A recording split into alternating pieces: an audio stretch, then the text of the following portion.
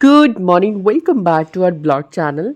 सो आपने देखा होगा लास्ट ब्लॉग में हमने किस तरह से प्रिपरेशंस की हैं, किस तरह से डेकोर किया है। जिन्होंने नहीं देखा वो जा सकते हैं और पिछले ब्लॉग्स देख सकते हैं। ओकेजन में ऑलरेडी पड़े हैं, लिस्ट बनी हुई है पार्ट्स में, आप जाके चेकआउट कर सकते हो। सो अब बारी थी दियाज को लगाने की। तो यहाँ पे जितेंद्र 1 बाय 1 करके सारे दियाज लगा रहे थे नीचे के पोर्शन में, और मेरी ड्यूटी थी ऊपर के पोर्शन में। तो बस उसके बाद फिर हमने सोचा चलो कुछ अब फायर्स और क्रैकर्स कर लेते हैं।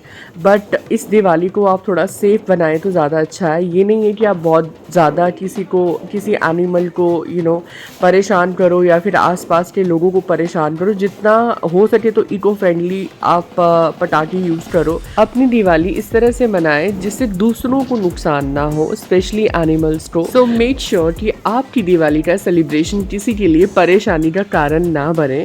और मेरा तो लेवल खाली फुलझड़ियों का है, तो मैं फुलझड़ियों में खुश रहती हूँ। Jitendra wants to do, but वो भी इसी में खुश थे।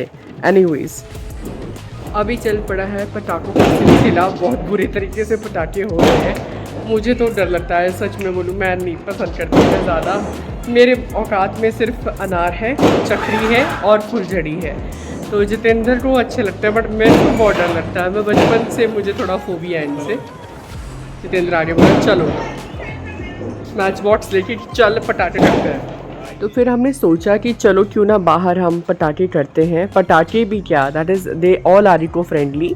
मतलब वो खाली फुलझड़ियाँ, अनार और चक्री थी। सो बस उसके बाद फिर जितेंद्र लगाने की कोशिश कर रहे थे, वो लग नहीं रही थी, एंड अचानक से लग जाता है अनार, and we are very happy. जैसे छोटे छोटे बच्चे खुश होते हैं ना, बचपन में जब देखते थे तो बड़ी खुशी होती थी, अरे यार अनार जल गया। तो मैं यहाँ पे हातिम मिठाई बनने की कोशिश कर रही थी। अरे कोई दिक्कत वाली बात नहीं है, जला दूंगी, कोई चक्कर ही नहीं है। बट क्या है ना, इतनी ज़्यादा हवा आ रही थी, वो बुझ जा रही थी। मैं क्या छोड़ो यार, अपने बस की है ही नहीं, शायद मेरे से होगा ही नहीं। मैं क्या जितेंद्र यार आप ही टेक ओवर कर लो। तो बस उसके बाद जितेंद्र ने चक्री लगा दी, और मैंने कहा ना हमारा जो लेवल था वो 3 में ही मतलब सफिशिएंट था। अनार, चक्री और ये फुलझड़ी। ज़्यादा से ज़्यादा जितेंद्र करना चाहते थे, बट जितेंद्र का भी मन था कि कोई बात नहीं, पूजा, एंड दैट्स इट। उसके बाद फिर मैं आपको थोड़ा सा घर का रात का डेकोर बताती हूँ, कितना सुंदर लग रहा था।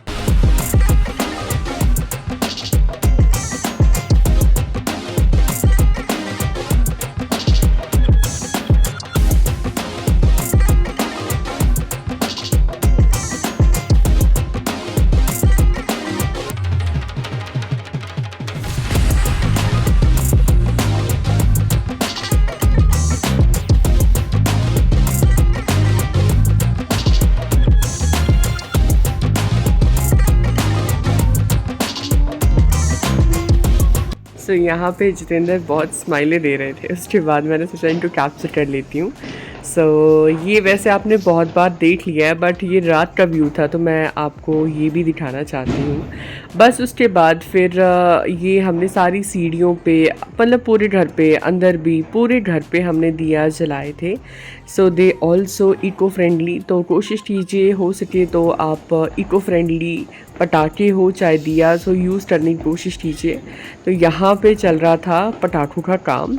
ये था मुर्गा छाप, शायद, हाँ मुर्गा छाप था ये।